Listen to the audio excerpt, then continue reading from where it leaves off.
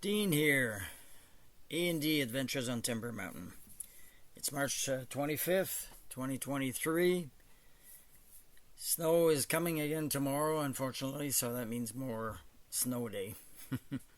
So what you're seeing here is my wm126 Woodland Mills sawmills. And what I've done is restarted it. I've had it sitting for about 8 months because I did buy from Woodland Mills the wm130 HD, which is a bigger unit because of the size of logs that I'm doing. I'm doing anywhere from 36 to 24 is the standard log that I'm putting on it, so I needed the bigger one. But the small one is still doing a very good job, very reliable. So I started it back up.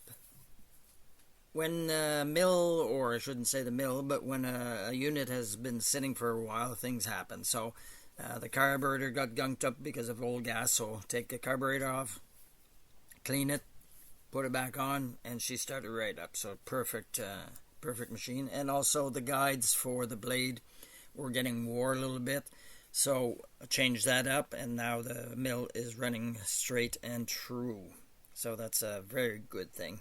I'm happy with the mill. For the size it is, it's very good. What you see here, I just cut a 1/2 inch plank just to make sure everything is going right.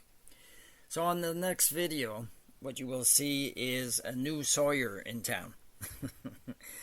So Tom Sawyer, aka YouTube Tommy, it's his first time milling, and he's following, I'll say, my instructions pretty good. He's not pushing the machine very hard, which is good. Sometimes when your blade is a little bit getting unsharpened, if you want, the blade wants to wander up and down. So he's being very attentive to the blade and the speed at which he's going. He'll be a good sawyer.